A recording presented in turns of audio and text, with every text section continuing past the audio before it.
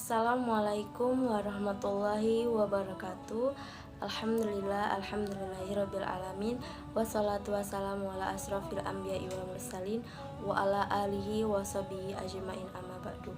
Pertama-tama marilah kita panjatkan puji syukur kita kehadiran Allah Subhanahu wa taala yang mana telah memberikan kita rahmat, kesehatan serta bisa melaksanakan pembelajaran. Salawat salam tak lupa kita junjungkan kepada Nabi Agung kita, Nabi Muhammad Sallallahu Alaihi Wasallam, dari zaman jahiliyah menuju zaman terang benderang saat ini. Yang terhormat kepada Ibu Husna Lutfiah MPD selaku dosen pengampu mata kuliah Al-Quran dan Hadis, serta teman-teman yang saya banggakan. Perkenalkan, saya Elvera Delima Zahara, nomor NIM 2030202191. Tugas ini untuk memenuhi ujian akhir semester. Baiklah teman-teman, di sini saya akan memaparkan materi dari kelompok 9 sampai kelompok 13. Yang pertama dari kelompok 9 tentang surah Az-Zumar ayat 39 dan surah At-Taubah ayat 105. Surah Az-Zumar ayat 39 ini menjelaskan tentang perintah menyembah Allah semata, yang mana surah Az-Zumar ini merupakan surah yang ke-39 dalam susunan Al-Quran yang terdiri dari 75 ayat. Surah Az-Zumar termasuk dalam golongan surah Makkiyah. Az-Zumar yang artinya rombongan-rombongan. Surah Az-Zumar ini diambil dari ayat yang ke-71 dan ke-73. Surat ini menyinggung tentang para penghuni surga dan diseretnya para ahli neraka. Katakanlah, wahai kaumku, berbuatlah menurut kedudukanmu.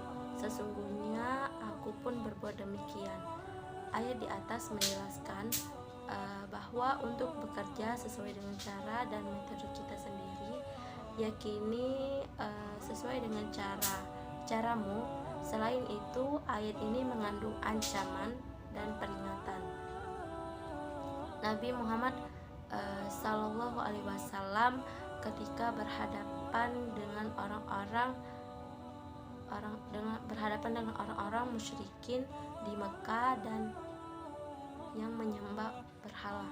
Untuk mempertegas posisi itu, Allah memerintahkan kepada Nabi Muhammad agar menyampaikan kepada kaumnya untuk mengerjakan apa yang ingin mereka kerjakan, dan Nabi mengerjakan apa yang Nabi kerjakan sesuai dengan sikap hidup dan kepercayaan yang telah dihidayahkan Allah kepadaku. Kelak kamu akan mengetahui akibat dari perbuatan ini. Kelak kamu akan mengetahui apa hasil dari perbuatan tersebut. Dalam suatu riwayat disebutkan bahwa amalan orang-orang yang hidup dipertontonkan kepada orang-orang yang telah mati, yaitu dari kalangan kaum keluarga dan sanak famili yang ada di alam barzah. Dengan wafatnya seseorang, maka ia dikembalikan ke alam akhirat, dan di sanalah Allah akan memberitahukan kepada setiap orang tentang hasil dari perbuatan yang telah mereka lakukan selagi ia masih di dunia, dengan cara memberikan balasan terhadap amalan mereka. Kebaikan dibalas dengan kebaikan dan kejahatan dibalas dengan azab dan siksa neraka. Isi kandungan dari surah Az-Zumar ayat 39 ini ada 3. Yang pertama, Allah memerintahkan kepada umat Islam agar menyembah kepada yang berhak untuk disembah, Allah Subhanahu wa taala, sesuai kemampuan. Yang kedua, semua jenis ibadah yang mampu dilakukan oleh manusia hendaklah dilakukan secara ikhlas karena Allah. Yang ketiga, untuk mempertahankan kehidupan di dunia, manusia hendaklah bekerja sesuai dengan keahlian yang mereka punya sehingga hasilnya maksimal. Selanjutnya, surah At-Taubah. Surah At-Taubah termasuk dalam golongan surah Madaniyah. dinamakan surah At-Taubah karena banyak diulang kata taubat dalam surat ini, yang mana pada ayat 3, ayat 5, ayat 11, ayat 27, ayat 74, ayat 104, ayat 112 dan 117. Selain itu, di dalam surah At-Taubah ayat 105 terdapat motivasi untuk beramal dan tentang etos kerja. Melalui ayat ini Allah memerintahkan hambanya untuk beramal, bekerja, berusaha, dan berbuat kebaikan. Ayat ini berisikan tentang perintah untuk beramal soleh. Walaupun taubat telah diperoleh, tetapi waktu yang telah diisi dengan kedurhakaan tidak mungkin kembali lagi. Manusia telah mengalami kerugian atas waktu yang telah berlalu tanpa diisi oleh kebajikan, dan kita perlu giat melakukan kebajikan agar kerugian tidak terlalu besar. Isi kandungan dari surah At-Taubah ayat 105 ini memerintahkan orang-orang beriman untuk beramal dan bekerja. Sebaliknya, orang yang beriman dilarang bersikap malas dan membuang waktu. Yang kedua, Allah melihat dan menilai setiap amal hambanya, karena setiap amal harus dilakukan dengan ikhlas, bukan karena ria dan mengharapkan pujian manusia. Inilah etos kerja muslim. Yang ketiga, ayat ini memotivasikan orang-orang beriman untuk bersungguh-sungguh dalam proses amal dan pekerjaannya, karena proses itulah yang dilihat dan dinilai oleh Allah dan tidak menilai dari hasil dari usaha tersebut. Yang keempat, Allah Maha mengetahui seluruh perbuatan manusia, baik yang tersembunyi maupun yang terang-terangan. Allah Maha mengetahui niat dan kualitas amal hambanya. Yang kelima, setiap manusia akan kembali kepada Allah dan mempertanggungjawabkan setiap amalnya. Yang kedua, dari kelompok 10 tentang surah Yunus ayat 41 dan surah Al-Maidah ayat 32. Surah Yunus adalah salah satu surah yang ada di dalam kitab suci Al-Quran yang terdiri dari 109 ayat. Setiap ayat dari surah tersebut yaitu termasuk surah istimewa dan mengandung makna bermanfaat bagi setiap umat muslim. Surah Yunus ayat 41 menjadikan ayat yang banyak dibahas di kalangan umat. Yang kedua, ayat tersebut berisi tentang ajakan kepada manusia untuk menjauhi kejahatan dan kekerasan, dan menjelaskan tentang di dunia ada dua golongan. Yang pertama, golongan orang-orang yang beriman kepada Al-Quran, dan golongan yang tidak beriman kepada Al-Quran. Kemudian tentang kamu berlepas diri terhadap apa yang aku kerjakan, dan aku pun berlepas diri terhadap apa yang kamu kerjakan. Maksudnya semua perbuatan baik atau jahat yang kita lakukan di dunia pasti akan mendapatkan balasan yang setimpal. Berkaitan dengan ayat ini, bahwa kita akan menerima balasan baik maupun yang buruk sesuai dengan amal yang telah kita perbuat di dunia ini, dan tidak akan terpengaruh dengan amal perbuatan yang mereka atau orang yang tidak beriman kerjakan. Isi kandungan surah Yunus ayat 41 yang mana bisa kita simpulkan surah Yunus ayat 41 sebagai berikut. Yang pertama, manusia terbagi menjadi dua golongan. Ada yang beriman kepada Al-Quran dan ada yang tidak beriman. Yang kedua, Allah Maha mengetahui siapa yang berbuat kerusakan. Yang ketiga, orang-orang yang beriman adalah para pembuat kerusakan. yang terbesar. Yang keempat, Allah memerintahkan Rasulullah dan kaum muslimin untuk menjauhi orang-orang mendustakan Al-Quran dan menjauhi perbuatan mereka. Yang kelima, Allah memerintahkan Rasulullah dan kaum muslimin untuk berlepas diri dari perbuatan orang-orang yang tidak beriman.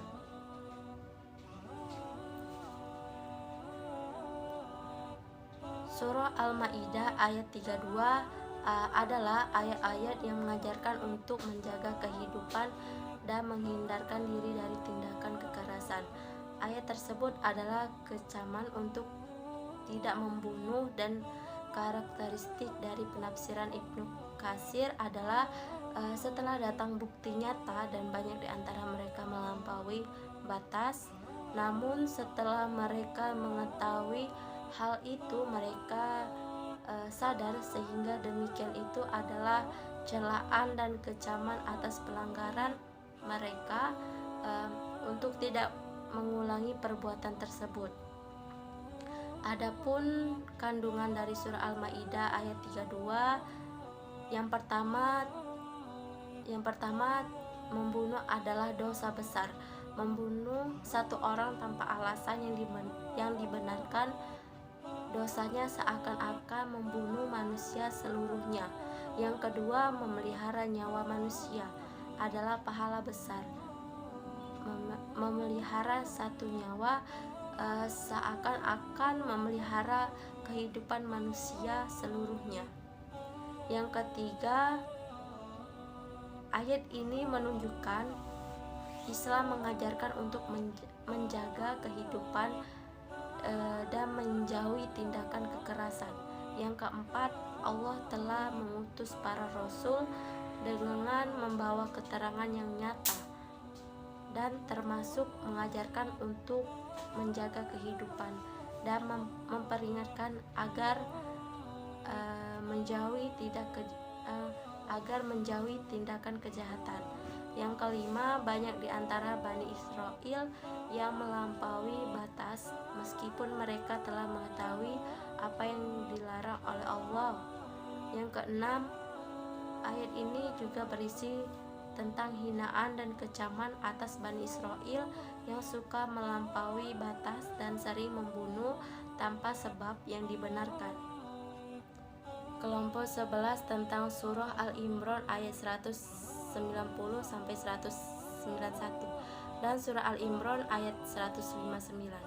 Surah Al-Imran ayat 190 menjelaskan bahwa dalam penciptaan langit dan bumi serta silih bergantinya malam dan siang terdapat tanda-tanda kekuasaan Allah bagi ulul albab, yakni orang-orang yang berakal, orang-orang yang mau berpikir, orang-orang yang mau memperhatikan alam, dan orang-orang yang kritis. Ulul albab dikarenakan berdasarkan makna terdapat tanda-tanda orang yang berakal, yaitu akal-akal yang sempurna bagi memiliki kecerdasan, di mana hanya dengan demikianlah yang dapat mengetahui suatu hakikat yang jelas. Lain halnya dengan orang-orang yang tuli dan bisu serta orang-orang yang tidak berakal. Sedangkan pada ayat 191 Allah menjelaskan ciri-ciri ulul albab, yaitu apabila memperhatikan sesuatu selalu memperoleh manfaat dan terinspirasi oleh gejala besaran Allah Subhanahu wa taala di alam ini. Ia selalu ingat Allah Subhanahu wa taala dalam keadaan baik waktu berdiri, duduk maupun berbaring. Isi kandungan surah Al-Imran ayat 190 sampai 191. Yang pertama, penciptaan langit dan bumi serta pergantian malam dan siang merupakan tanda kekuasaan Allah. Yang kedua, tanda kekuasaan Allah di alam semesta ini hanya diketahui oleh ulul albab. Yang ketiga, ulul albab adalah orang-orang yang berzikir dan berpikir. Ia selalu ingat kepada Allah dalam segala kondisi dan ia juga mempergunakan akalnya untuk memikirkan penciptaan alam semesta. Yang keempat, tafakkur atau berpikir yang benar akan mengantarkan pada Allah yang Maha menciptakan sesuatu. Tidak ada yang sia-sia. Semuanya benar, semuanya bermanfaat.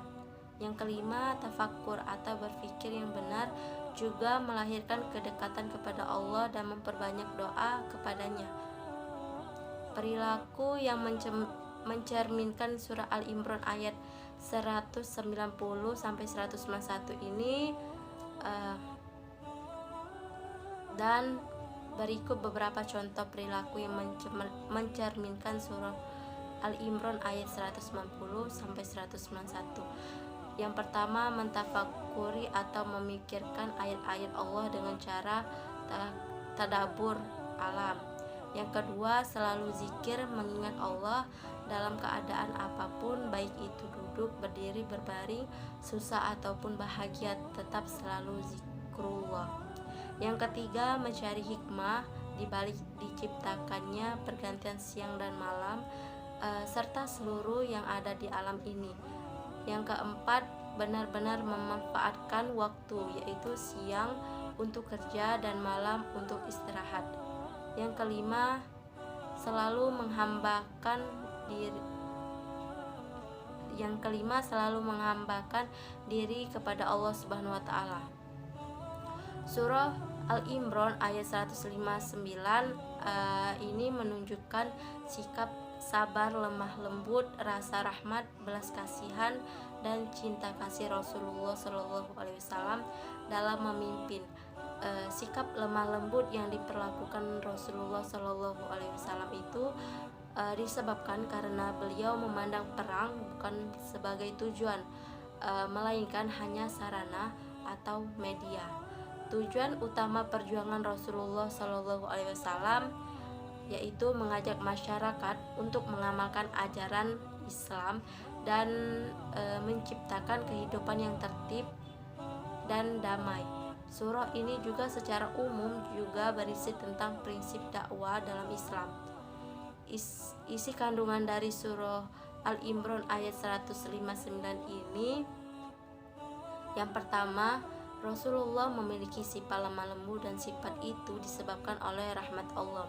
Yang kedua, manusia menyukai pribadi yang lemah lembut, sebaliknya membenci kata-kata kasar dan sikap keras hati. Manusia akan menjauhi dari orang-orang yang suka berkata kasar dan hatinya keras. Yang ketiga, Rasulullah memiliki akhlak yang agung. Di antaranya adalah pemaaf, suka bermusyawarah, dan tawakal. Yang keempat, Allah Subhanahu wa taala memerintahkan hambanya agar memaafkan orang lain dan mengutamakan musyawarah dalam mengambil keputusan. Yang kelima, ketika musyawarah telah menghasilkan keputusan, maka harus dilaksanakan dengan dilandasi tawakal kepada Allah Subhanahu wa taala. Yang keenam, Allah Subhanahu wa taala mencintai orang-orang yang bertawakal. Selanjutnya yang keempat, kelompok 12 tentang surah Luqman ayat 13-14 dan surah Al-Hujurat ayat 10. Di dalam surah Luqman ayat 13 ini menekankan tentang larangan mempersekutukan Allah Subhanahu wa taala, sebab perilaku ini disebutkan sebagai bentuk kezaliman yang besar. Surah Luqman ayat 13 adalah ayat yang mengabadikan pelajaran Luqman Al-Hakim kepada anaknya, yakni pelajaran paling utama, tauhid. Luqman mengatakan kepada anaknya agar jangan menyekutukan Allah, karena menyekutukan Allah adalah perbuatan aniaya yang paling besar. Mengapa? Syirik merupakan kezaliman terbesar. Syekh Wahbah Az-Zuhaili dalam tafsir Al-Munir menjelaskan, zalim adalah meletakkan sesuatu tidak pada tempatnya, sedangkan syirik adalah kezaliman terbesar karena berkaitan dengan pokok akidah. menyamakan dan menyetarakan Sang Kholik dengan makhluk. Buya Hamka menjelaskan dalam tafsir Al-Azhar, syirik merupakan kezaliman terbesar karena ia memperbodoh diri sendiri. Surah Luqman ayat 14 adalah ayat yang memerintahkan birrul walidain, berbakti kepada kedua orang tua, terutama kepada ibunya yang telah mengandung dan melahirkan. Lalu Allah menutup ayat 14 dari surah Luqman ini dengan memerintahkan untuk bersyukur kepadanya dan berterima kasih kepada kedua orang tua, dan juga mengingatkan tempat kembali manusia kelak. Perilaku yang mencerminkan isi kandungan yang terdapat di dalam surah Luqman ayat 13 dan 14. Yang pertama,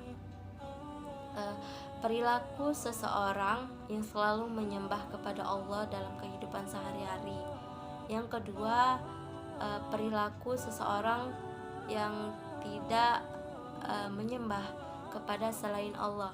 Yang ketiga, perilaku seseorang yang selalu berbakti kepada kedua orang tua.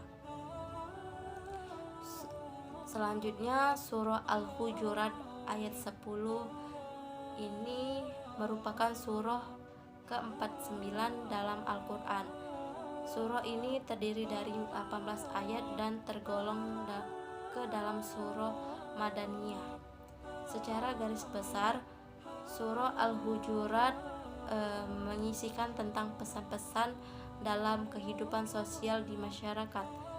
Adapun dalam ayat 10 ini diceritakan tentang hubungan di antara orang-orang yang beriman. Memelihara persaudaraan akan mendatangkan rahmat dan ampunan Allah Subhanahu wa Ta'ala sebagai balasan atas usaha perdamaian dan ketakwaan kepadanya, sehingga perlu ada penengahan dalam mendamaikan pihak-pihak yang bertikai. Allah Subhanahu wa Ta'ala memerintahkan untuk bertakwa. Dalam tafsir Al-Munir, maknanya damaikanlah di antara dua saudaramu yang berselisihan, dan hendaklah panglima kalian dalam upaya mendamaikan dalam seluruh urusan adalah takwa kepada Allah Subhanahu wa Ta'ala. Isi kandungan surah Al-Hujurat ayat 1 ini yang pertama, orang-orang mukmin meskipun bukan saudara kandung, mereka terikat dengan persaudaraan iman, ukhuwah dan imaniyah, bagaikan saudara sekandung, bahkan ikatannya lebih kuat lagi. Yang kedua, ketika ada orang mukmin berselisih dan bertikai, kewajiban bagi mukmin lainnya untuk mendamaikan mereka, terutama pemimpin kaum muslimin. Mereka yang paling wajib mendamaikannya. Yang ketiga, pertikaian bisa terjadi bahkan di antara dua orang, meskipun orang yang bertikaian dua orang itu wajib bagi mukmin untuk mendamaikan mereka, apalagi jika yang bertikai banyak orang. Yang keempat, orang-orang mukmin harus menjadi takwa sebagai landasan dalam seluruh amal dan aktivitasnya, termasuk dalam mendamaikan dua orang yang bertikai dengan takwa, dan ia harus bisa adil dan tidak diskriminatif. Dengan takwa juga akan memperoleh rahmat Allah Subhanahu wa Ta'ala. Yang kelima, ayat ini mengisyaratkan persatuan dan kesatuan akan melahirkan rahmat bagi kaum mukmin. Sebaliknya, pertikaian dan perpecahan akan menjauhkan dari rahmat Allah Subhanahu wa Ta'ala. Yang kelima, kelompok 13 tentang surah Al-Baqarah ayat 83 dan Al-Maidah ayat 48. Surah Al-Baqarah merupakan surah kedua dalam Al-Quran. Surah Al-Baqarah termasuk surah Madaniyah, surah terpanjang dalam Al-Quran yang mengatur banyak hal dalam kehidupan masyarakat. Surah Al-Baqarah ayat 83 ini adalah ayat yang mengajarkan untuk berbuat baik kepada manusia, ihsan, dan perjanjian Bani Israel untuk bertauhid kepada Allah Subhanahu wa taala. Melalui ayat ini Allah Subhanahu wa taala mengingatkan kaum Bani Israel terhadap apa yang telah diperintahkan kepada mereka dan pengambilan janji olehnya atas hal tersebut dari mereka. Tetapi mereka berpaling dari semua itu dan menentang secara disengaja dan direncana, sedangkan mereka mengetahui dan mengingat hal-hal tersebut. Maka Allah Subhanahu wa taala memerintahkan mereka agar menyembah dan jangan menyekutukannya. Hal yang sama diperintahkan pula kepada semua makhluknya. Dan untuk tujuan tersebutlah Allah Subhanahu wa taala menciptakan mereka. Isi kandungan surah Al-Baqarah ayat 83 ini yang pertama memerintahkan untuk berbuat baik kepada orang tua, hukumnya wajib. Yang kedua, berbuat baik kepada kerabat, anak yatim, dan orang miskin. Yang ketiga, perintah berkata dengan perkataan yang baik. Yang keempat, perintah melaksanakan sholat dan membayar zakat. Selanjutnya, perilaku yang berhubungan dengan surah Al-Baqarah ayat 83 ini, adapun beberapa perilaku yang mencerminkan surah Al-Baqarah ayat 83 ini dalam kehidupan sehari-hari. Yang pertama, senantiasa mentauhidkan Allah Subhanahu wa taala dan tidak menyembah selain hanya kepada Allah Subhanahu wa taala. Yang kedua, senantiasa menghormati, mematuhi dan memuliakan kedua orang tua. Yang ketiga, membantu kebutuhan orang lain, baik kebutuhan kerabat, anak yatim maupun fakir miskin. Yang keempat, senantiasa mendoakan kebaikan atas kedua orang tua kita yang telah merawat kita sedari kecil. Yang kelima, mendirikan sholat fardu secara berjamaah dan tepat waktu. Yang keenam, menginfakkan harta kita di jalan Allah Subhanahu wa taala. Yang ketujuh, berperangai baik kepada orang lain. Yang ke-8, segala ketentuan yang diberi Allah Subhanahu wa taala kepada orang tua kita, baik fisik orang tua kita, baik harta orang tua kita, baik cara berpikir yang semestinya selalu kita syukuri. Yang 9, mentaati seluruh perintah orang tua kita selama tidak bertentangan dengan syariat agama Islam. Yang ke-10, memenuhi segala janji-janji yang pernah diucapkan dan ditetapkan. Selanjutnya, surah Al-Maidah ayat 48 ini menjelaskan tentang anugerah dan kebenaran tentang Al-Quran sebagai pedoman hidup umat manusia. Al-Quran merupakan kitab suci yang membawa kebenaran dan melengkapi kitab suci yang turun sebelumnya. Manusia yang memiliki tata cara atau hukum dalam kehidupan yang setiap saat menyesuaikan perkembangan zaman dan situasi, namun tetap secara akidah bertauhid kepada Allah Subhanahu wa taala. Bahkan di dalam kandungan surah Al-Maidah ayat 48 ini menjelaskan bahwa Allah Subhanahu wa taala menciptakan keberagaman manusia sebagai salah satu ujian kepada umat manusia. Allah Subhanahu wa taala memberikan ujian sekaligus memberikan kesempatan kepada umat Islam agar senantiasa berlomba-lomba dalam kebaikan antar umat. Dengan begitu akan terlihat siapa saja yang taat dan siapa saja yang melanggar. Dan berlomba-lomba juga dapat diartikan sebagai segera mencari apa-apa yang perbuatan yang baik di dunia. Isi kandungan surah Al-Maidah ayat 48 ini dapat kita amalkan dalam kehidupan sehari-hari. Yang pertama, Al-Quran adalah kitab samawi terakhir yang membawa kebenaran, mencakup isi dan membenarkan kitab suci sebelumnya, seperti Taurat dan Injil. Yang kedua, Al-Quran menjadi salah satu-satunya kitab suci yang terpelihara dengan baik, sehingga ia tidak akan mengalami perubahan dan pemalsuan. Hal ini berbeda dengan kitab suci sebelumnya.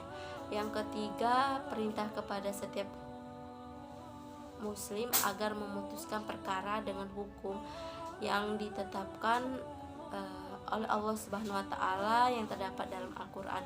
Yang keempat, setiap umat Islam diberi syariat yang berbeda dan diperintahkan untuk menaati dan mengamalkan isinya. Yang kelima, perintah menggunakan akal dan segala potensi yang telah diberikan oleh Allah Subhanahu wa taala agar menjadi umat pilihan unggul, maju dan berkembang menjadi lebih baik dan semakin lebih baik lagi. 6. Allah Subhanahu wa taala memberikan syariat tersendiri kepada setiap umat Islam untuk menguji sejauh mana mereka dapat mengimplementasikan syariatnya yang tertuang dalam kitab samawi masing-masing. Yang ketujuh, perintah untuk berkompetensi dan menjadi yang terbaik sesuai dengan petunjuk yang di dalam kitab suci masing-masing. Yang kedelapan, peringatan bahwa pada akhirnya manusia akan kembali kepada Allah Subhanahu wa taala dan kelak di akhirat akan mempertanggungjawabkan semua amalnya semasa di dunia. Baik, itu saja yang saya dapat sampaikan. Lebih kurang saya mohon maaf dan mohon ampun. Terima kasih atas perhatiannya. Wabillahi taufiq wal hidayah wa ridha wa inayah. Wassalamualaikum warahmatullahi wabarakatuh.